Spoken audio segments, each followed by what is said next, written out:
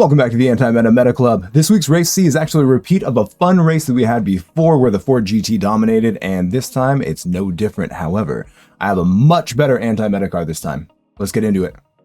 The anti-meta car of the week is the GT500 Supra once again, the good old Castrol Tom Supra. Better than the Ford GT in the middle sector, not quite as fast as the Ford GT on the straights, it has much better tire wear, so you'll be able to maintain good pace throughout the entirety of the race. On top of that, you actually can pass the Ford GT on the straight with this. On the leaderboard, the Ford GT is somehow not actually really dominating. In fact, there are a ton of different cars in the top 100 and even the top 10. With that said, in the race itself, when it comes to race pace, the Ford GT is absolutely dominating. It's definitely the meta. I believe I set the fastest Supra GT500 time, which only puts me at 114th, but we did get into the 24s, but really, race pace is what matters. As always, leading into the first corner, we're going to look for the meter boards up on the fence, and we're going to brake right at the 100 meter board. Braking in a straight line, make sure you don't turn in until approximately the 50 meter board, or else you're going to understeer a lot. You can use this patched part of the track that you see right here to determine exactly where you want to apex. It's a very good visual reference. Get into third gear and make sure that you wait just long enough that you can get on the throttle and stay on the throttle as you exit. You don't want to come off that throttle, especially up this hill. Staying full throttle as you come off the curb, make sure you come off it before you hit the grass right about the 50 meter board right there. This car is very stable, so I actually like to go all the way up on the grass, but when I do get up on the grass, I start neutralizing the steering so I'm not continuing to steer onto the grass, which would make you slide. When your nose of the car gets to this sign on the left, we're going to start turning in. Once the car is settled in the corner, you can start lifting off the throttle just enough to get the car to go over the curb like this. Continue steering as you get past it and gently get back on the throttle. You'll notice that I'm actually to the left side of the track. We're going to sacrifice the exit of that last corner to make sure that we keep enough speed. I want you to notice that I've completely lifted off the throttle as I'm transferring weight and changing directions, and we're going to add brakes just a little bit after we've turned into the corner. Take note that I'm using less than 50% brake pressure. We're really only trying to get enough weight over the nose so we can get as close to these sausages on the inside curb as possible. It is possible to actually run over those, but it's really dangerous and it's hard to repeat. If you do go over those, make sure that all the weight of the car is on the right side so you continue turning left and you should be fine. Add a little bit of throttle if you can, but at the end of the curb, at the end of this concrete section right here before the grass starts, that's when we're going to change direction, get on the brake just a little bit, just enough to get the car pointed the direction we want, and we're going to switch directions staying in third gear. You can't actually tell because it doesn't show you the full extent of the steering angle, but what I like to do is after I come off the brakes, add a lot more steering and you should feel the car rotate just a little bit more once you fully come off the brakes. Be gentle on the throttle and don't unwind the steering wheel. I actually was not gentle, so I got a little bit of oversteer, but I corrected it really quick. You can go all the way up on the curb. Come off the curb early enough that you don't hit the grass, and as soon as you're past the curb, that's when we're going to lift off the throttle and then add just a little bit of brakes. If you brake 100% here, you're going to understeer terribly. Downshift to second gear and keep steady pressure on the brakes. We want to come in tighter and tighter and tighter until you get to the end chevron that you see on the left. That's when we're going to apex on the inside. You've got to be careful you don't get on the throttle too early, too quickly, or steer too much because you can get oversteer there. The secret to avoiding the penalty right here is keeping your right tires on the white line or on the right side of the white line. Staying full throttle through here, I like to continue turning until I'm actually pointed past where I'm trying to go right here. We want to make sure that we give us enough space so that we don't hit either of these green posts on the right. Making a straight line directly over the curb and grass, you're going to lift off the throttle before you come off the curb and add brake as soon as you get back on the pavement. Since this goes downhill so sharply, you're actually going to understeer almost no matter what, so you'll notice that I'm aiming towards the grass, but I'm going to miss it as I come off the brakes. You need to sneak in as much throttle as you can, but you have to be very careful because it is downhill. As soon as your car gets entirely on the bridge, that's when you're going to start braking. Turn in at the end of the bridge, continuing to decelerate, getting all the way down to second gear, and try to avoid the inside grass while using as much of the curb as you can. You want to be in third gear and getting on that throttle as gently as you can so you don't slide out, using as much of the outside curb right here to track out to. Make sure your left tires are to the left of that white line by the end of that curb, and of course, avoid that wall. Revving this car out a ton is not actually faster, but you don't need to shift into sixth for the next braking zone, so definitely keep it in fifth when you're in time trial. If you're in slipstream, that is a different story, however, because you can go a lot faster.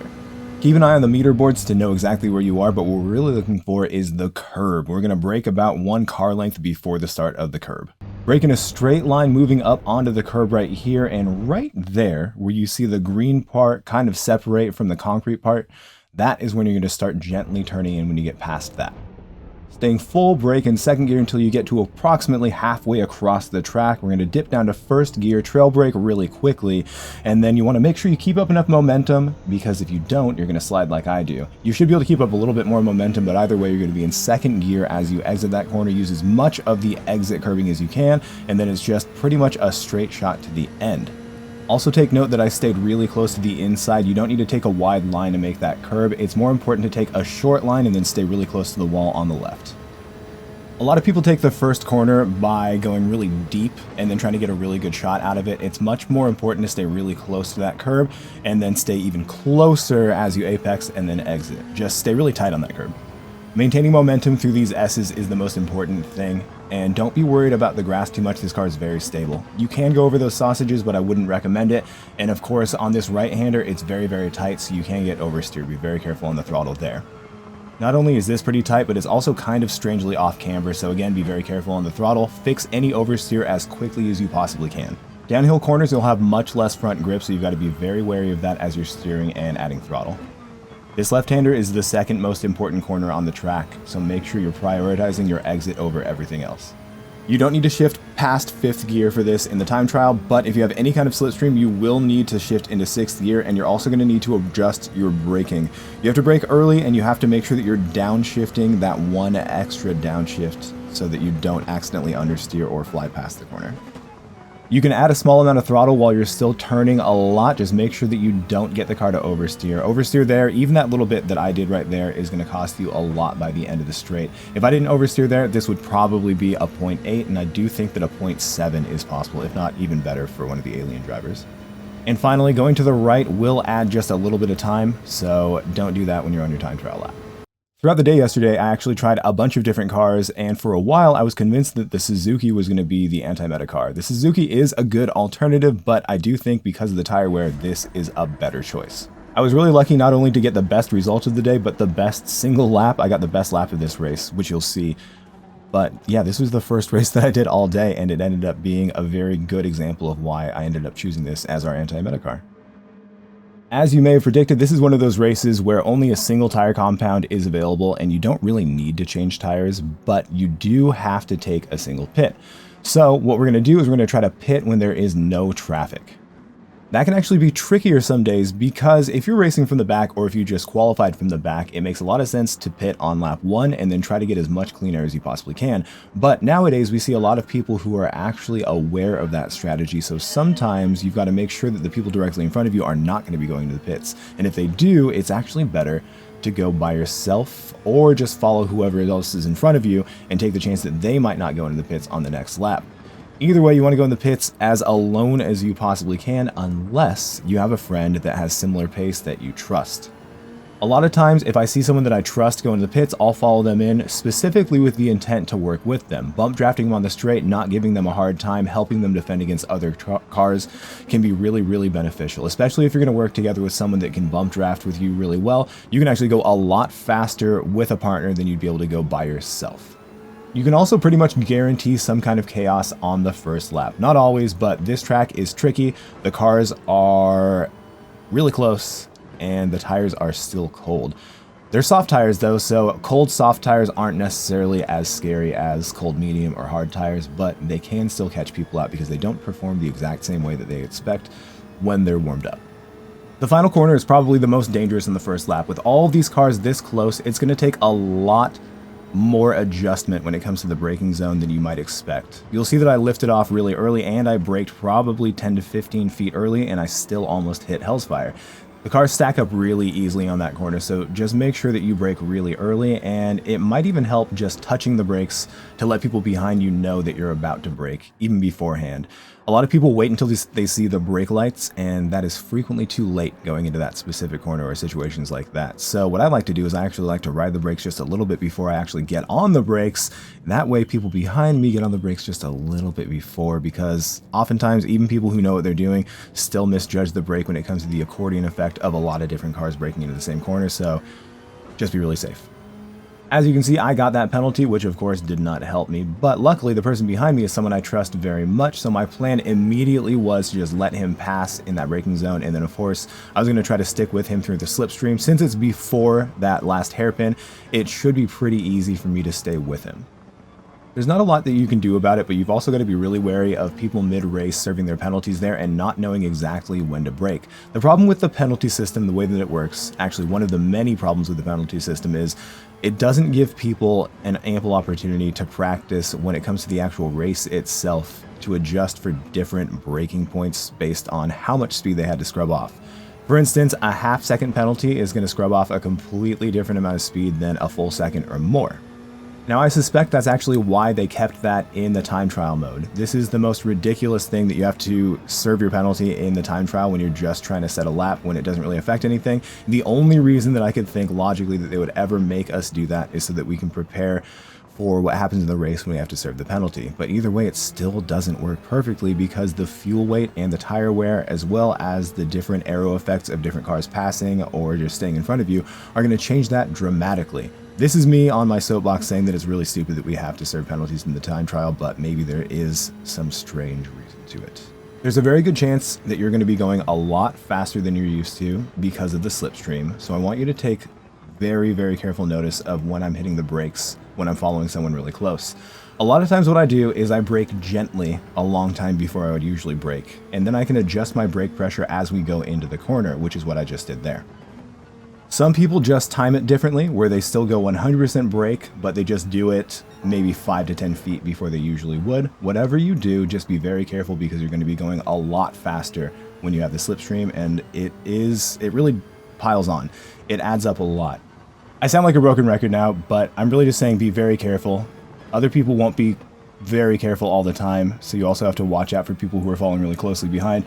It's almost always a good idea to defend going into the high-speed braking corners, and not only does that give you the opportunity to save your position, but it also makes it so if someone is braking way too late, then they're just going to fly off track rather than fly into you.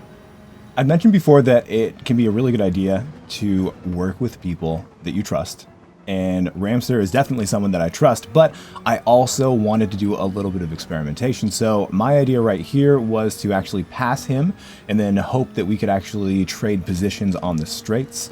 I was also planning on bumping him if I wasn't able to get in front of him, or hoping that he would bump me, or just trade positions. It is faster to bump draft instead of trade positions like this, but either way can work as long as you are not making mistakes like I did right here. Jumping forward to the end of the lap, you can see that Rseat has stayed really close to me. Now, it would of course make sense for him to try to pass me like I did to him, or the smarter thing, like what you'll see him do, is just to bump draft me. You go much, much faster on the straights, or actually overall if you bump draft your friends in the straights, and of course, you want to beat your friends, so the idea at the end would then be to fight it out towards the end. If you work together through the majority of the race, you can go much faster and make it a lot further than if you're fighting a lot. Fighting wastes time, and so if you're really efficient and you just help each other, like I keep saying, then you can fight it out at the end without risking losing even more positions. Jumping ahead 4 full laps, you can see that we've gotten closer to the people who have been in front of us, we've maintained the same positions, and we've also passed multiple people who decided to pit after us because they had to deal with traffic. Jimmy had decided to fully punt Mateo for whatever reason, and now has a 4-second penalty, and has decided, even with all that damage and the penalty, to completely stay on the line and just block traffic. It's really annoying. Firstly, it's annoying that he punted Mateo. I've seen the video, I've seen the replay, it was ridiculous. But on top of that, there's no way that he can maintain pace. His race is pretty much over, having a 4-second penalty and damage, and still he chooses to stay on the line and hold traffic back. It's obnoxious. Despite all that, I somehow managed to stay in Ace's slipstream, and you can't quite see it right now, but Rseat also managed to stay in my slipstream, so the damage was mitigated a bit, but it's still absolutely obnoxious. Jumping forward again, I wanted to demonstrate some of this car's strengths as well as its weaknesses. Now, you probably know that this car does handle really well in the middle sector, especially compared to the Ford GT, but you can also see that it doesn't have too much of an effect when it comes to the dirty air. You're still able to use all of its nimbleness and stay really close to the Ford GT, which is really important because you're going to see as soon as it exits this corner how much stronger it is on the straights. On top of that, it's going to have a little bit of the slipstream from the Supra ahead, which means that it's pretty much going to be untouchable. If it didn't have the slipstream from the Supra ahead, there's a chance that we'd be able to get in front of it before this next corner, but passing it there is really risky because the front straight is actually longer, and that'll give it a big opportunity to then pass us. I always say that when you go into hairpins, this is something I learned from when I spent time on street version, the Toge racing team, is you want to take a different line going into the hairpin pretty much no matter what. Trying to time it so that you don't lose too much momentum while they're at the slowest part of their corner and you are still entering the corner is incredibly difficult. So if you just take a different line as you see what I did, then you don't have to really worry about ruining your own momentum. My plan going into this corner wasn't actually to pass him. I like to set it up so it looks like I'm going for a dive, but then I brake at the normal point. However, when I got on the throttle as we had both settled into the corner, I gave him just a little bit of a bump, so I stayed on the inside and I lifted to make sure that he had the full position because I didn't want to take a position because of contact. It's also not much contact, and I don't think he actually lost any momentum right there, so we continued racing respectfully. We managed to avoid contact. I did go for a pass here, and he maintained a really good position there. I bumped him again on the exit, feeling bad. I took a really strange line here just to slow myself down, but I don't think it really affected his trajectory very much. And I will say this now, we did exchange pleasantries after the race. We congratulated each other on a good race, so I don't think he was too upset about that little bit of contact. That's the kind of contact that could potentially upset a driver. In the wrong situation, it would actually upset me, especially because we had made contact before, but I think we both realized that we were just both trying very hard, and those little bumps didn't really change the outlook of the race, didn't really change how close we were to each other. So I don't think Ace was too upset whatsoever. I did feel bad for the bumps, and I do try to avoid that kind of thing, but I think it was just really tough racing. I really enjoyed racing against Ace right there. I kind of rambled through it, but that last hairpin was another example of trying to take a completely different line, using as much of the outside of the corner to make sure that I don't slow down at the wrong time and I can maintain my momentum. And of course, he had much better slipstream from a fraud one more time, but as you can see, even the Ford GT in the slipstream cannot fully shake the Super GT500 when the GT500 has the slipstream as well. I wasn't actually sure until this moment that he wouldn't be able to escape my Supra. The Supra in front was definitely going to end up slowing him down because of the dirty air going into this final lap. Again, I was definitely too aggressive, gave him a little bump, but I hit him directly at the part where it was straight, so I actually gave him a little bit of a boost instead of a detriment. Going into this final part of the middle sector, I knew I had to stay as close to him as possible because once again, he was going to have the slip from the Supra ahead, and I was not going to be able to get next to him. The only thing I could really hope for would be staying close enough, getting a better exit on the final corner, and then I'd be able to potentially drag race him to the end using his slipstream. I don't know how it happened, but I ended up getting a better exit than him, so despite the fact that he had a slipstream, I was so close that my slipstream was more powerful, and he made the mistake of defending on the inside, losing the slipstream. That extra tiny bit of slipstream that I got from the Supra ahead was just enough for me to brake late and take this outside line, and of course Ace was an absolute gentleman and gave me space, which just locked in my position right here. Now, one thought would be to stay as close to the Supra's line as possible, but I went on the outside right here because going around the corner, the slipstream would be way on the outside and he wouldn't be able to get enough of it to really get close. And then I defended on the inside and I somehow maintained that position after a really good race with Ace. Ace, whoever you are out there, I really enjoyed the race. I'm sorry for the bumps, I told you before, but I thought that was a really incredible race and I look forward to racing you again. Thank you again for watching my video. If you like what you saw, please don't forget to like and subscribe. And next week, I do have to say the video is going to be late, but I have an excuse. I'm going to be down in the real Grand Valley, California Highway 1, and I'm going to be recreating some Scapes locations in video and picture form. I'm really looking forward to it. I'm going to leave you guys with a look at all my current members, and of course, I love you all very much. Thank you.